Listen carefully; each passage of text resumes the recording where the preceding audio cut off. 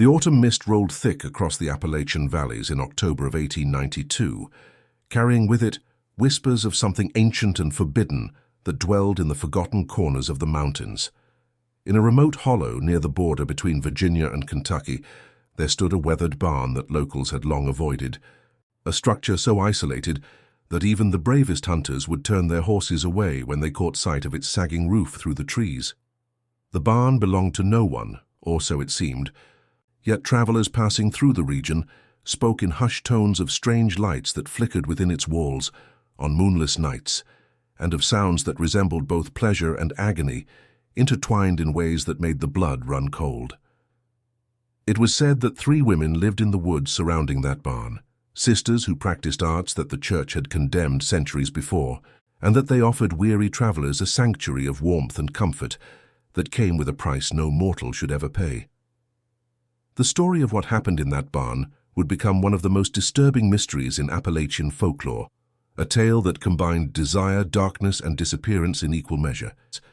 The 3 sisters were known only by their first names to the few locals who dared speak of them: Magdalene, Constance, and Rowena. They had appeared in the hollow sometime in the late 1880s, arriving without explanation or family, and had taken up residence in a small cabin built from stones pulled from the mountain itself. Magdalene was the eldest, a woman with hair the color of midnight, and eyes that seemed to see through flesh and bone to the desires that men kept hidden even from themselves. Constance was the middle sister, softer in appearance but no less intense in her gaze, with auburn curls that fell past her shoulders, and a voice that could soothe even the most troubled soul.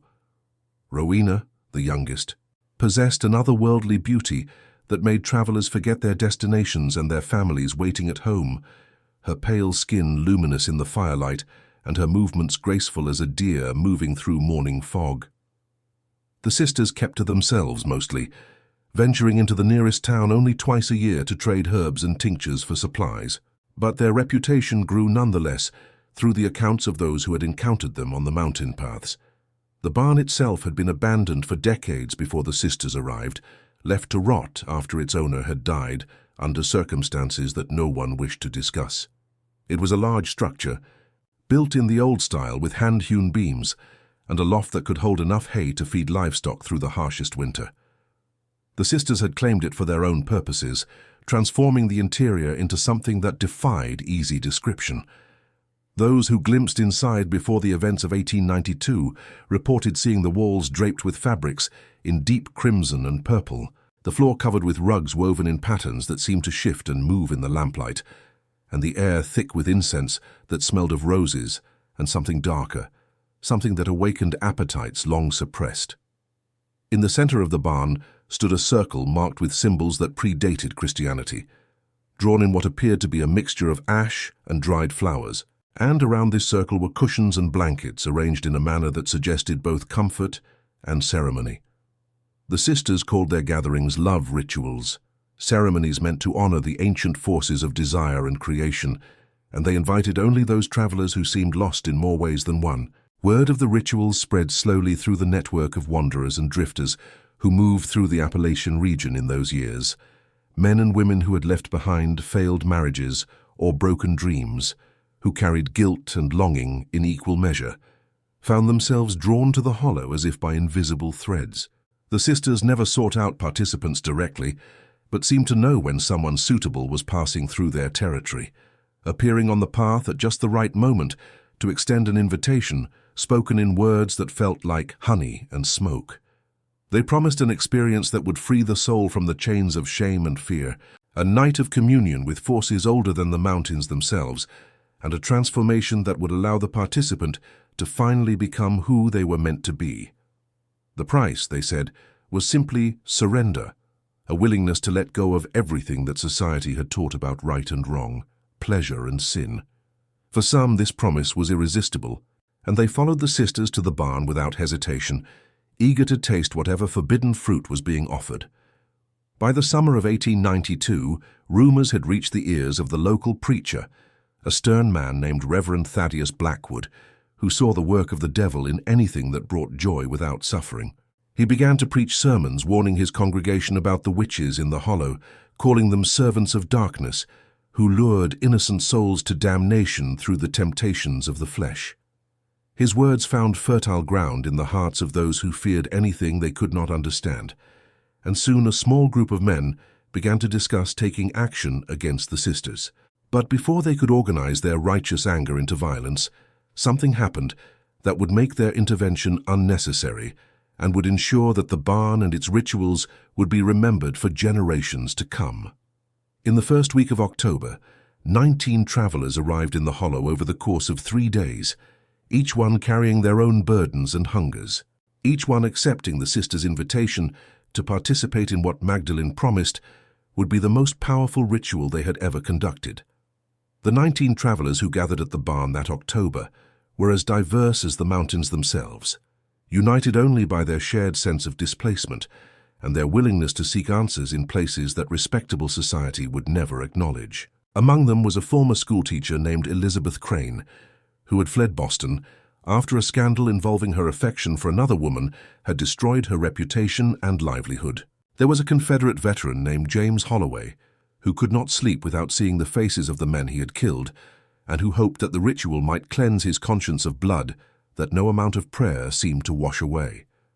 A young couple, barely 20 years old, had run away from their families who had forbidden their marriage due to differences in social class, and they saw in the sisters an opportunity to bind themselves together in a way that no church would sanction. Others included a widower seeking connection with the wife he had lost to fever, a merchant who had embezzled money and was running from the law, and a woman who had survived violence at the hands of her husband and wanted to reclaim the parts of herself that had been stolen.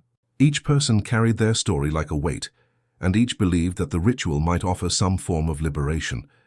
The sisters welcomed them all with warmth that felt genuine, showing no judgment for the sins or sorrows that had brought these souls to their door. Magdalene explained that the ritual would take place over the course of one night, beginning at sunset and continuing until dawn, and that during this time they would open themselves to forces that most people spent their lives resisting. She spoke of ancient goddesses who had been worshipped before the patriarchs had rewritten history, of energies that flowed through the earth and through human bodies in currents of pleasure and power, and of the possibility of transcendence through the deliberate breaking of taboos. Constance prepared a meal for the gathered travelers, a feast of roasted meat and fresh bread, vegetables from the garden, and wine that tasted sweeter than anything they had ever known. As they ate, Rowena moved among them, touching shoulders and speaking words of encouragement, assuring them that they were safe and that what they were about to experience would change them in ways they could not yet imagine.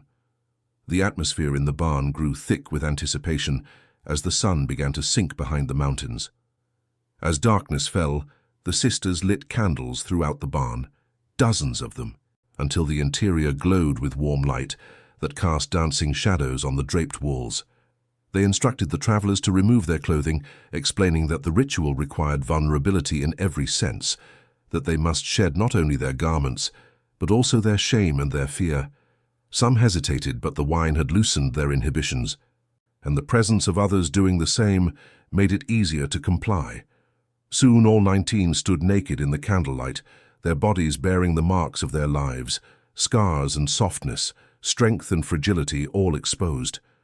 The sisters, still clothed in their flowing robes, began to chant in a language that none of the travelers recognized, words that seemed to vibrate in the chest and belly, stirring something primal and long dormant. They instructed the group to enter the circle marked on the floor, to lie down together in a configuration that placed each person in contact with at least 2 others, creating a web of human connection that pulsed with shared warmth and nervous energy. What happened next would be described differently by the few who claimed to have witnessed it from outside the barn, though their accounts were dismissed as the ravings of drunkards or the inventions of those seeking attention. Some said they saw the barn begin to glow with a light that was not fire, a luminescence that seemed to come from within the walls themselves and that grew brighter as the night progressed. Others reported hearing sounds that made them cover their ears and run, not screams of pain, but cries of ecstasy so intense that they seemed inhuman, voices raised in pleasure that went beyond anything natural or decent. One old woman who lived a mile down the valley claimed she felt the ground shake beneath her feet, and that her chickens refused to leave their coop for 3 days afterward. A hunter passing through the area said he saw figures moving in the woods around the barn, shapes that were neither animal nor human, but something in between, drawn by whatever power was being raised within those walls. But these were only glimpses from the outside, fragments of a story whose true nature remained hidden behind the barn doors. Inside the circle, the travelers experienced something that defied their ability to articulate even to themselves. The sisters moved among them, touching and guiding, whispering instructions that seemed to bypass the conscious mind and speak directly to the body.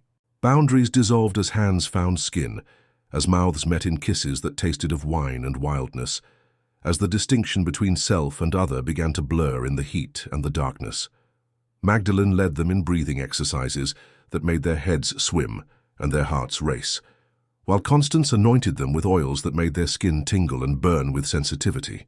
Rowena danced in the center of the circle, her movements hypnotic and serpentine, and as she danced, the travelers felt themselves pulled deeper into a state that was neither sleep nor waking, but something else entirely. Time lost all meaning as the ritual progressed, minutes stretching into hours or collapsing into seconds, and the participants surrendered to sensations and emotions they had spent their lives suppressing. They wept and laughed, they trembled and soared, they felt connected to something vast and terrible and beautiful all at once. As midnight approached, the intensity of the ritual reached a fever pitch that seemed to strain the very fabric of reality within the barn. The chanting of the sisters grew louder, their voices harmonizing in ways that created overtones and undertones that resonated in the bones of the travelers. Magdalene raised her arms toward the roof beams and called out words that sounded like both prayer and command, invoking names that had not been spoken aloud in centuries, names of entities that existed in the spaces between desire and fulfillment, between life and death. The candles flickered wildly despite the absence of any breeze, their flames stretching upward as if reaching for something beyond the physical world. The travelers in the circle began to move in unison, without conscious coordination, their bodies responding to rhythms that seemed to emanate from the earth itself, rising through the floorboards and into their flesh. Some later would try to describe it as a dance, others as a convulsion, but all agreed that it felt inevitable, as if they had become instruments played by invisible hands. Constance produced a chalice from beneath her robes, a cup made of dark metal that seemed to absorb light rather than reflect it, and she filled it with a liquid that none of the travelers could identify. She moved through the circle, offering each person a sip, and as they drank, they felt a warmth spread through their bodies that was both comforting and unsettling. The liquid tasted of honey and iron, of sweetness, and something metallic that lingered on the tongue, and within moments of consuming it, their perceptions began to shift in profound ways. Colors became more vivid, sounds more textured, and the boundaries of their own bodies seemed to expand and contract with each breath. Some saw visions of landscapes that existed nowhere on Earth, forests of silver trees beneath purple skies, oceans that burned with cold fire. Others felt the presence of beings watching from just beyond the veil of ordinary sight, entities that were curious and hungry in equal measure, drawn by the energy being generated within the circle. Rowena began to speak in a voice that did not sound entirely her own, deeper and more resonant than her usual tone, and she told the travelers that they were about to cross a threshold from which there could be no return. She explained that the ritual was not merely about pleasure or release, but about transformation, about becoming something more than human, by embracing the aspects of themselves that civilization had tried to destroy. She said that they would be reborn through the fire of their own desires, that they would shed their old identities like snakeskin and emerge as beings who could move between worlds, who could taste the divine and the demonic without fear. The travelers, lost in the haze of sensation and altered consciousness, accepted her words without question, nodding and murmuring their assent. They had come too far to turn back now, had opened themselves too completely to close the doors again, and so they surrendered to whatever fate the sisters had prepared for them. The moment of transformation came without warning, a sudden shift in the atmosphere that made the air itself feel thick and electric. The symbols drawn on the floor began to glow with a pale green light that seemed to pulse in time with the collective heartbeat of the 19 travelers. Magdalene, Constance, and Rowena joined hands and stepped into the center of the circle, their faces illuminated by the strange radiance, their expressions ecstatic and terrible. They spoke in unison now, their 3 voices becoming one, and they called upon the ancient powers they served to accept the offering that had been prepared, to take these willing souls and remake them according to the old covenant. The travelers felt a pulling sensation, as if something were trying to draw them out of their bodies, and some resisted while others let go completely. The barn filled with a sound like rushing wind, though the air remained still and the temperature dropped so suddenly that breath became visible in clouds of vapor. Then, in an instant that seemed to stretch into eternity, everything changed. The light intensified until it was blinding, forcing anyone who might have been watching from outside to look away or risk permanent damage to their eyes. The sounds from within the barn reached a crescendo that shattered windows in houses half a mile away and sent animals fleeing in panic through the forest. And then, just as suddenly as it had begun, everything stopped. The light vanished, the sound ceased, and a silence fell over the hollow that was so complete it felt like a physical presence. The candles in the barn had all gone out simultaneously, leaving the interior in absolute darkness. No voices called out, no footsteps could be heard, no signs of life emerged from the structure. The ritual had reached its conclusion, but what that conclusion entailed would not become clear until the following morning, when the first brave soul dared to approach the barn and discover what remained. Dawn broke over the Appalachian mountains with a beauty that seemed almost mocking given what it would reveal. The sky blazed with shades of orange and pink, and birds that had been silent through the night began to sing again, their songs tentative at first, and then growing in confidence. A farmer named Josiah Winters, who owned land adjacent to the hollow, had heard the disturbances during the night, and had spent the dark hours sitting on his porch with his rifle across his knees, too frightened to investigate but too curious to sleep. As the sun rose high enough to illuminate the path through the woods, he gathered his courage and his 2 eldest sons and made his way toward the barn, each step heavy with dread. They approached slowly, calling out to see if anyone would respond, but only silence greeted them. The barn doors stood slightly ajar, swaying gently in the morning breeze, and no smoke rose from the chimney of the sisters' cabin nearby. Josiah pushed the barn doors open wide and stepped inside, his sons close behind him, and what they saw would haunt them for the rest of their lives. The interior of the barn was empty, completely, impossibly empty. The fabrics that had draped the walls were gone, the rugs that had covered the floor had vanished, the cushions and blankets had disappeared without a trace. Even the circle that had been drawn on the floorboards showed no sign of ever having existed, the wood smooth and unmarked as if it had been freshly planed. The candles that had numbered in the dozens were nowhere to be seen, nor was there any wax residue to indicate they had ever been present. Most disturbing of all, there was no sign of the 19 travelers who had entered the barn the previous evening. No clothing, no personal belongings, no bodies living or dead. The barn was as empty as a tomb that had never been occupied, and the only evidence that anything unusual had occurred was a faint smell that lingered in the air, something like roses mixed with sulfur, sweet and acrid at the same time. The 3 men searched every corner of the barn, climbed into the loft, examined the walls for hidden doors or passages, but found nothing. They left the barn and went to the sisters' cabin, knocking loudly and then forcing the door open when no one answered. The cabin, too, was empty, but unlike the barn, it showed clear signs of recent habitation. There were dishes in the sink, food in the cupboards, beds that had been slept in but not made. A fire had burned down to ashes in the hearth, and a pot of stew sat on the stove, cold but not yet spoiled. It appeared that the sisters had simply stepped out and intended to return, but there was an unsettling quality to the scene, as if it had been staged to create exactly that impression. Josiah noticed a book lying open on the table, its pages covered in handwriting that used the same strange symbols he had glimpsed on the barn floor before they vanished. He did not touch it, some instinct warning him that to do so would be dangerous, and instead he backed out of the cabin and told his sons they needed to fetch the sheriff immediately. By noon, the hollow was swarming with people. Sheriff William Garrett arrived with 4 deputies, and began a thorough investigation of both the barn and the cabin.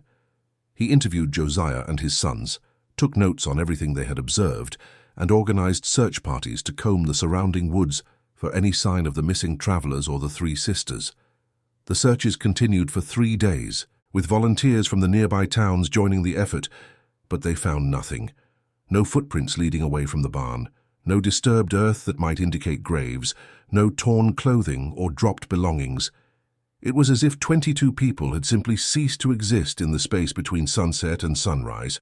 The sheriff sent telegrams to the families of those travelers whose identities could be determined from the few records that existed, informing them that their loved ones had vanished under mysterious circumstances and that the investigation was ongoing. The responses he received were heartbreaking, letters from parents and spouses desperate for answers that he could not provide.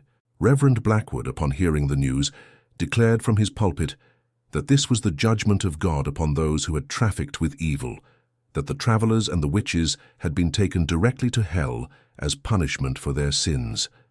His congregation nodded in agreement, finding comfort in an explanation that fit their worldview, but others in the community were not so easily satisfied. Questions multiplied faster than answers. If this was divine judgment, why had there been no bodies left behind as a warning to others? If the sisters were truly witches with dark powers, why had they not simply disappeared their victims quietly, instead of creating such a spectacle? And what of the physical impossibility of removing all trace of 19 people and all their belongings in a single night, without leaving any evidence of the removal? The more rational minds tried to construct scenarios involving accomplices and wagons, mass graves dug in advance, elaborate hoaxes designed to create fear, but none of these theories could account for all the facts. As weeks turned into months, the mystery of the Appalachian witches' barn became a source of endless speculation and growing legend. Newspapers from as far away as New York and Chicago sent reporters to cover the story, and their articles transformed the event from a local tragedy into a national sensation. Some journalists approached the case with skepticism, suggesting that the travelers had simply moved on and that the sisters had fled to avoid persecution.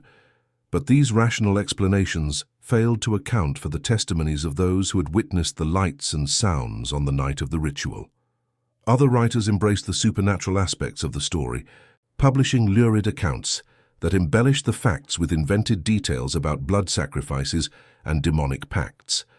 The truth, as is often the case, lay somewhere in the murky space between dismissal and sensationalism, but that truth remained frustratingly out of reach.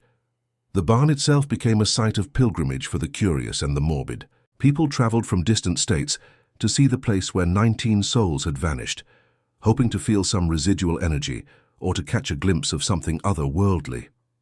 The local authorities initially tried to keep trespassers away, posting guards and erecting fences, but the effort proved futile against the tide of public fascination. Eventually, they gave up, and the barn became a destination for those seeking thrills or answers. Some visitors reported experiencing strange sensations while inside the structure, feelings of being watched or touched by invisible hands, sudden temperature drops, and overwhelming emotions that seemed to come from nowhere. Others found the barn disappointingly ordinary, just an old building with nothing remarkable about it except its history. A few claimed to have seen apparitions, figures in old-fashioned clothing moving through the shadows, but these accounts were generally dismissed as the products of overactive imaginations primed by the stories they had heard. In the years following the disappearances, several people came forward claiming to have information about what had really happened that night. A drifter said he had been invited to the ritual but had declined at the last moment, and he swore that he had seen the travelers walking into the barn but had never seen them come out. A woman who lived in a neighboring county claimed that one of the sisters had visited her months before the event and had spoken cryptically about opening doors that should remain closed and about the price of true freedom. A former associate of Magdalene from her life before she came to the mountains sent a letter to the sheriff stating that the eldest sister had always been obsessed with ancient texts about transformation and transcendence, and that she had once said she would rather cease to exist entirely than continue living in a world that condemned her nature. These testimonies added texture to the story, but brought no clarity, each one raising more questions than it answered. The most intriguing piece of evidence emerged 5 years after the disappearances, when a hunter stumbled upon a cave deep in the mountains, miles from the barn but still within the general region. Inside the cave, carved into the stone walls, were symbols identical to those that had been described in the barn and in the book found in the sisters' cabin. The carvings appeared to be ancient, far older than the events of 1892, suggesting that the sisters had not invented their ritual, but had instead discovered and revived something that had been practiced in those mountains long before European settlers arrived. Archaeologists who examined the cave dated the carvings to at least several centuries earlier, possibly much older, and noted that similar symbols had been found in other locations associated with pre-Christian fertility cults and mystery religions. This discovery lent credence to the theory that the sisters had been practitioners of an authentic ancient tradition rather than charlatans or madwomen, but it did nothing to explain where the 19 travelers had gone. Over time, the story took on the qualities of myth, with different versions circulating depending on who was telling it and what they wanted to believe. Some said the travelers had been transported to another dimension, a realm of pure pleasure and freedom, where they lived eternally in the ecstasy they had sought. Others claimed they had been consumed by demons, their souls devoured as payment for the forbidden knowledge they had pursued. A few romantics suggested that the sisters had found a way to transform the travelers into something else entirely, perhaps merging them with the natural world so that they became part of the mountains and forests themselves. The rational explanation, that the travelers had been murdered and their bodies hidden so skillfully that they would never be found, remained the official position of law enforcement, but even the most hardened skeptics had to admit that the complete absence of physical evidence was difficult to reconcile with this theory. The psychological impact of the disappearances rippled outward through the communities surrounding the hollow, affecting people who had never met any of the travelers or the sisters, but who could not escape the unsettling implications of the mystery. Parents became more protective of their children, warning them never to speak to strangers or to wander into the deep woods alone. Churches saw increased attendance as people sought reassurance that the world still made sense and that evil could be clearly identified and avoided. But there were others who responded differently, who found themselves drawn to the questions the event had raised about the nature of desire, freedom, and the boundaries between the acceptable and the forbidden. These individuals, often those who felt constrained by the rigid moral codes of their time, saw in the story of the barn a kind of dark liberation, a suggestion that there were paths to transcendence that did not require the approval of church or state. A small but dedicated group of occultists and esoteric researchers became obsessed with uncovering the secrets of the ritual that had been performed that October night. They studied the symbols found in the cave, compared them to similar markings in texts from around the world, and attempted to reconstruct what the sisters might have done based on the fragmentary accounts that had survived. Some of these researchers claimed to have successfully replicated portions of the ritual, reporting experiences of altered consciousness and encounters with entities that existed outside normal perception, but none could achieve the complete transformation that the sisters had apparently accomplished. The consensus among serious practitioners was that the ritual required not just knowledge, but also a specific combination of circumstances, participants, and perhaps most importantly, a willingness to accept consequences that most people would find unacceptable. The sisters, it seemed, had possessed all of these elements, and the 19 travelers had been either fortunate or unfortunate enough to be present when everything aligned. The families of the disappeared struggled with a grief that had no resolution. Without bodies to bury or clear evidence of death, they existed in a limbo of uncertainty that made mourning impossible. Some held out hope for years that their loved ones would return, that they would walk through the door one day with an explanation for their absence. Others tried to move on, declaring their missing relatives legally dead and attempting to rebuild their lives, but the shadow of not knowing always remained. Elizabeth Crane's sister spent decades searching for any trace of her, hiring private investigators and following up on rumors that proved to be false leads. James Holloway's mother died still believing that her son would come home, keeping his room exactly as he had left it. The young couple who had run away together were mourned by both sets of parents who had opposed their union, and in their grief the families finally found common ground, united by loss if not by life. As the 20th century dawned, and the world changed in ways that would have been unimaginable to the people of 1892, the story of the witch's barn gradually faded from public consciousness. New mysteries and scandals captured the attention of the press, and the remote hollow in the Appalachians returned to its isolation. The barn itself slowly deteriorated, its roof collapsing in a storm in 1910, its walls falling inward over the following decades, until only the foundation remained. The sisters' cabin burned down under mysterious circumstances in 1903, and local legend held that Reverend Blackwood had set the fire himself, determined to erase any trace of the wickedness that had occurred in his territory. The cave with its ancient carvings was sealed by a rockslide in 1925, and its location was eventually forgotten as those who had known about it passed away without recording the information. But the story did not die completely. It survived in the oral traditions of the mountain communities, passed down through generations in whispered conversations and cautionary tales. Grandparents told their grandchildren about the night when 19 people vanished after seeking pleasures that God had forbidden, and the children listened with wide eyes and racing hearts. The story was adapted and changed with each retelling, details added or removed according to the sensibilities of the teller and the audience, but the core remained constant. 3 mysterious women, a forbidden ritual, and a disappearance that defied explanation. And in that persistence, in the refusal of the story to be forgotten despite the passage of time and the absence of answers, there was perhaps a kind of immortality for those who had vanished, a way of ensuring that their choice, whatever it had been and wherever it had led them, would not be erased from memory. In the 1960s, during a period of cultural upheaval and renewed interest in alternative spiritualities, the story of the Appalachian witch's barn experienced a resurrection of sorts. Young people, seeking to break free from the constraints of conventional society, discovered the tale through old newspaper archives and local folklore collections, and they saw in it a narrative that resonated with their own desires for liberation and transformation. The barn site became a gathering place for hippies and occultists who held their own rituals there, attempting to channel whatever energies the sisters had accessed decades earlier.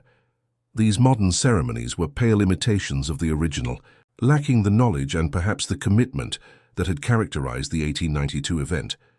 But they kept the memory alive and introduced the story to a new generation. Some participants claimed to experience visions or altered states of consciousness, while others found only mosquitoes and disappointment. But all agreed that there was something about the place that felt different, charged with possibility or danger or both. Academic interest in the case also revived during this period, with folklorists and historians examining it as an example of how communities process events that challenge their understanding of reality. Several scholarly papers were published analyzing the disappearances through various theoretical lenses, from Jungian psychology to sociological studies of moral panic. One particularly influential essay argued that the story represented a collective anxiety about female sexuality and power, suggesting that the sisters had been demonized not because of what they had actually done, but because they represented a threat to patriarchal control. Another paper proposed that the entire event might have been a form of mass hysteria, with the travelers never having existed as distinct individuals, but rather as projections of communal fears and desires. These academic interpretations added layers of meaning to the story, but could not resolve its fundamental mystery. And most scholars concluded that the truth of what happened that night would never be known with certainty. In 1978, a documentary filmmaker named Sarah Brennan traveled to the region to create a film about the disappearances. She interviewed elderly residents who remembered hearing stories from their parents and grandparents, examined what few physical records still existed, and explored the ruins of the barn foundation with cameras and recording equipment. During the filming, her crew reported experiencing technical difficulties that they could not explain, with cameras malfunctioning and audio equipment picking up sounds that had no apparent source. Brennan herself claimed to have had a vivid dream while sleeping in a hotel near the hollow, a dream in which she saw the 19 travelers dancing in a circle of light, while the 3 sisters watched from the shadows. And in the dream she understood that the travelers had not been taken against their will, but had chosen to go, had wanted the transformation so desperately that they had accepted its price without hesitation. The documentary was completed and aired on public television, where it reached a small but dedicated audience and further cemented the story in popular culture. The question of what actually happened to the 19 travelers has been approached from every conceivable angle over the years, yet no explanation has emerged that satisfies all the evidence and all the witnesses. The supernatural interpretation that the sisters successfully performed a ritual that transported the travelers to another plane of existence or transformed them into something non-human requires accepting premises that most modern people find difficult to embrace. The criminal interpretation that the sisters murdered the travelers and disposed of their bodies with extraordinary skill fails to account for the complete absence of physical evidence and the testimony of those who witnessed the lights and sounds. The hoax interpretation that the entire event was staged for reasons unknown cannot explain the genuine grief of the families or the consistency of the accounts from multiple independent sources. Perhaps the most honest conclusion is that the mystery remains exactly that, a mystery, an event that resists easy categorization and continues to challenge our assumptions about what is possible. What can be said with certainty is that the story has endured because it touches something deep in the human psyche, a fascination with the forbidden, and a yearning for experiences that transcend the mundane limitations of everyday existence. The travelers who entered that barn were seeking something that their ordinary lives could not provide, a sense of meaning or connection or ecstasy that seemed worth any risk.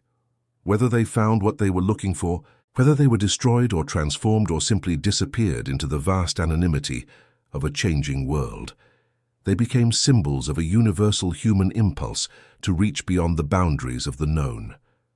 And the 3 sisters, whatever their true nature and intentions, became emblems of the dangerous allure of those who promise to guide us into realms that society has declared off-limits. The legacy of the Appalachian witches' barn extends beyond the specific events of 1892 into broader questions about how we understand desire, spirituality, and the limits of acceptable behavior.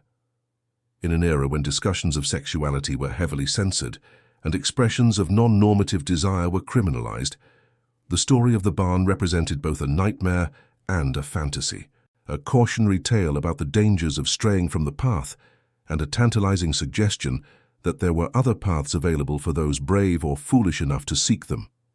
The ritual described in the accounts, with its emphasis on physical pleasure combined with spiritual transcendence, challenged the dualistic thinking that separated body from soul and insisted that true holiness required the denial of earthly appetites.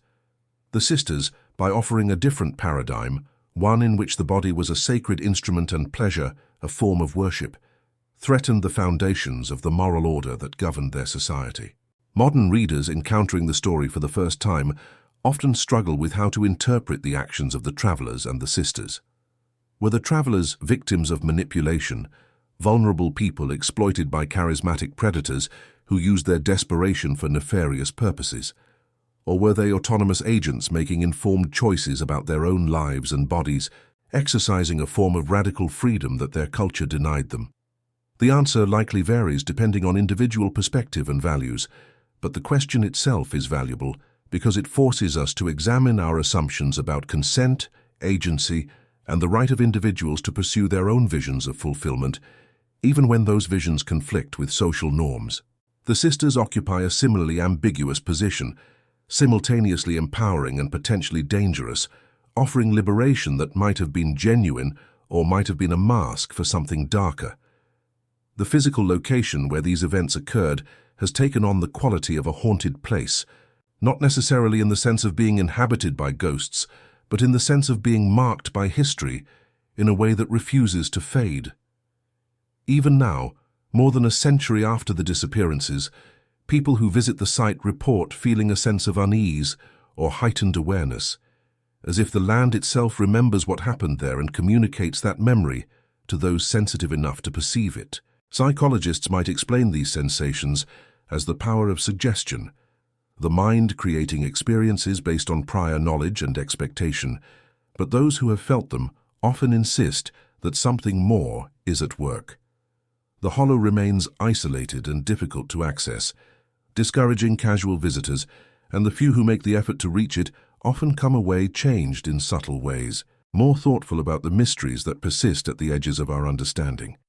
In recent years, the story has found new life on the internet, where it circulates through forums dedicated to unsolved mysteries, paranormal phenomena, and alternative history. Each retelling adds new layers of interpretation and speculation, with some users attempting to track down descendants of the original witnesses or to locate documents that might shed new light on the case. Others create elaborate theories connecting the barn ritual to other mysterious disappearances throughout history, suggesting the existence of a hidden tradition of transformation rituals that has operated in secret for millennia. While most of these theories lack credible evidence, they demonstrate the enduring power of the story to capture imagination and to serve as a canvas onto which people project their own questions about the nature of reality and the possibilities that might exist beyond conventional understanding. The ethical dimensions of the story also continue to provoke discussion and debate. If we accept that the travelers entered the ritual willingly, knowing at least in general terms what they were consenting to, do we have the right to judge their choice as wrong or foolish? If the sisters genuinely believed they were offering a path to liberation and transcendence, does that absolve them of responsibility for whatever consequences followed? These questions have no easy answers, but wrestling with them can lead to deeper thinking about autonomy, responsibility, and the complex relationship between individual freedom and collective well-being. The story of the barn serves as a kind of ethical thought experiment, inviting us to consider where we draw the lines between acceptable and unacceptable, between personal choice and social harm, between the pursuit of transcendence and the embrace of delusion. As we approach the present day, the story of the Appalachian witches' barn has become part of the cultural landscape, referenced in novels and films, analyzed in academic papers, and discussed in podcasts dedicated to the strange and unexplained. Each new generation discovers it and finds in it something relevant to their own time and concerns. For some, it is a story about the dangers of cult mentality and the vulnerability of people seeking meaning in a confusing world. For others, it is a tale of resistance against oppressive social norms and the courage required to live authentically, even when that authenticity is condemned.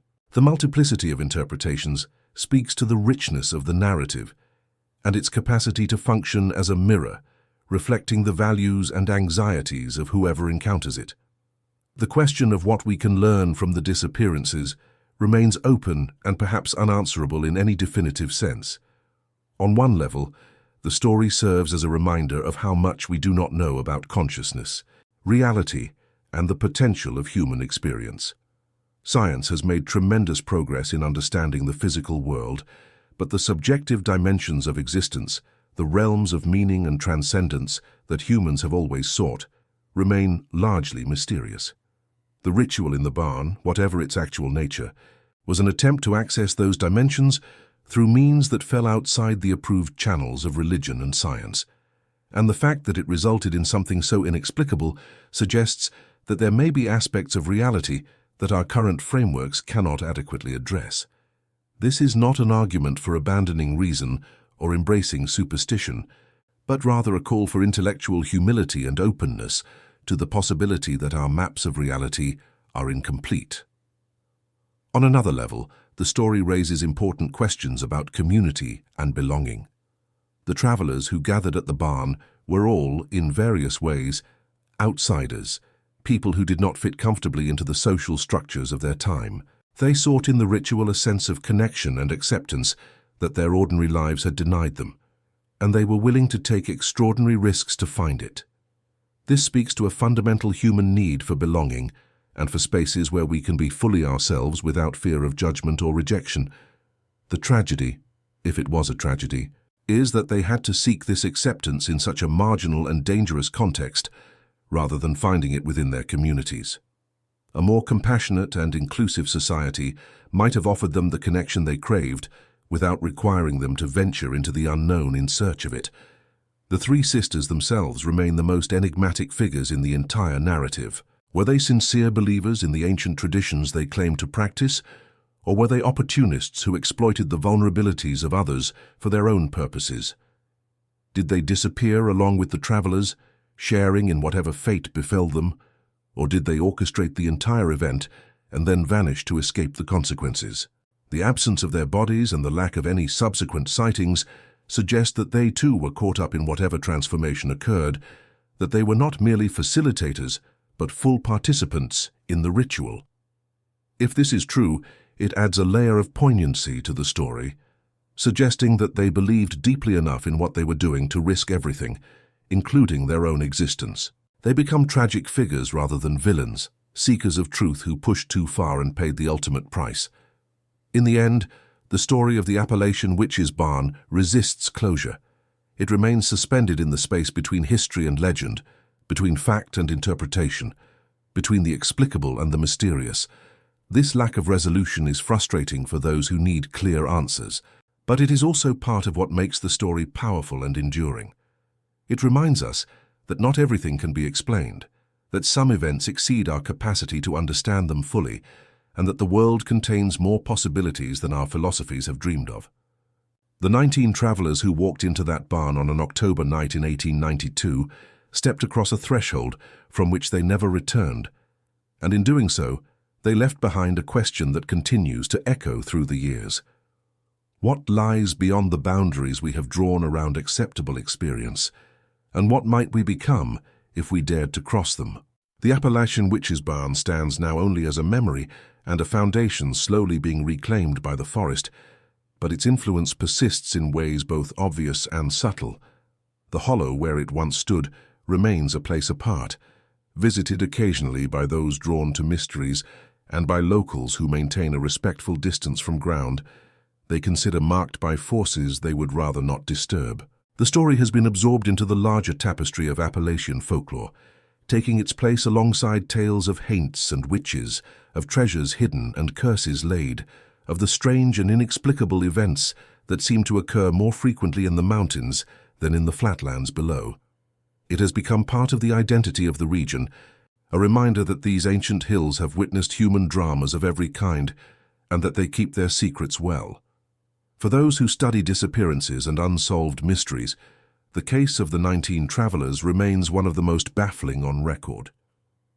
The complete absence of physical evidence, the consistency of the witness accounts, and the lack of any credible explanation that accounts for all the facts make it a perennial subject of investigation and speculation. Every few years, someone announces that they have solved the mystery, that they have found the mass grave or uncovered documents that reveal the truth, but these claims invariably prove to be unfounded. The mystery endures because it is genuine, because whatever happened that night was sufficiently unusual that it left no trace that conventional investigation could follow. This is both maddening and fascinating, a puzzle that refuses to be solved but continues to invite attempts at solution.